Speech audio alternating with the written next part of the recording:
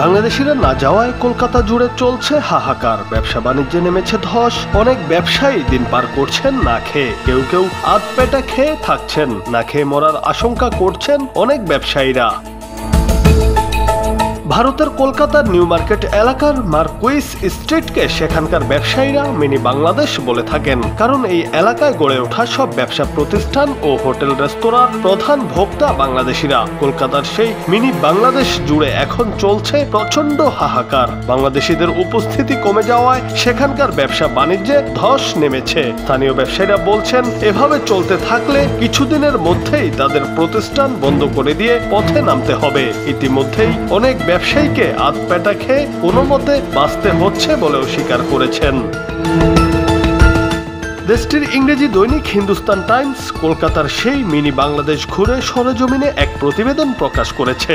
সেখানকার ব্যবসায়ীদের হাহাকারের সুর যেন করুণ হয়ে ধরা পড়েছে সেই প্রতিবেদনে। অনেক ব্যবসায়ীরা জানিয়েছেন, বিক্রির 12টা বেজে গেছে, কাস্টমার নেই, বিক্রি একদমই হচ্ছে না। বাংলাদেশিরা না যাওয়ায় তাদের এই হাল বলে জানান তারা। এভাবে চলতে থাকলে অনেকের ব্যবসা উঠে যাওয়ার আশঙ্কা রয়েছে। স্পষ্ট আতঙ্কের সুর ব্যবসায়ীদের কণ্ঠে। তারা জানান, আগেও নানা সময় পরিস্থিতি খারাপ হয়েছে, কিন্তু এতটা কখনো হয়নি।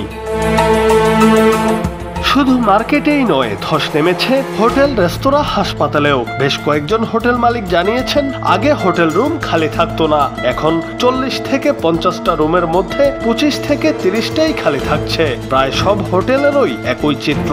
আর রেস্তোরাঁগুলোতেও কমে গেছে রান্না। হাসপাতালেও নেই বাংলাদেশি রোগীর চাপ। মূলত বাংলাদেশিদের আসা যাওয়ার উপর ভিত্তি করেই গড়ে উঠেছে তাদের ব্যবসা। বাংলাদেশে ক্ষমতার পালাবদল, বাংলাদেশ নিয়ে ভারতের উস্কানিমূলক মন্তব্য, ভারতীয় মিডিয়া বাংলাদেশ নিয়ে মিথ্যা তথ্য ছড়ানো, বাংলাদেশি পতাকার অবমাননা, টুরিস্ট ভিসা উঠে যাওয়া, ভারতে অবস্থিত বাংলাদেশের সহকারী হাই কমিশনে হামলা, বাংলাদেশিদের চিকিৎসা না দেওয়ার ঘোষণা, ভারত সরকারের হিন্দু মুসলিম দাঙ্গা লাগানোর চেষ্টা, সব মিলিয়ে চলমান পরিস্থিতিতে বাংলাদেশিরা ভারতে যাচ্ছে না। আর সেজন্যই কলকাতা জুড়ে চলছে হাহাকার। দেশটির ওই অঞ্চলে চিকিৎসা, পর্যটন, ব্যবসা বাণিজ্যে বড় ধরনের সাপোর্ট ছিল বাংলাদেশ, অর্থাৎ বাংলাদেশিরাই সেখানে বেশি আসা যাওয়া করত। কিন্তু ভারতের উগ্র কর্মকাণ্ডের কারণে বাংলাদেশিরা দেশটিতে যাওয়া বন্ধ করে দেওয়ায় ভাটা পড়েছে তাদের অর্থনীতিতে। এ যেন নিজের ফাঁদে নিজেই পড়া।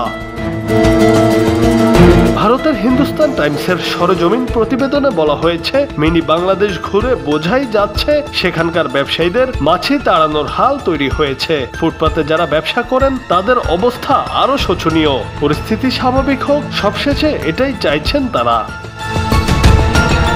জুনায়েদ আহমেদ, বাংলা টিভি।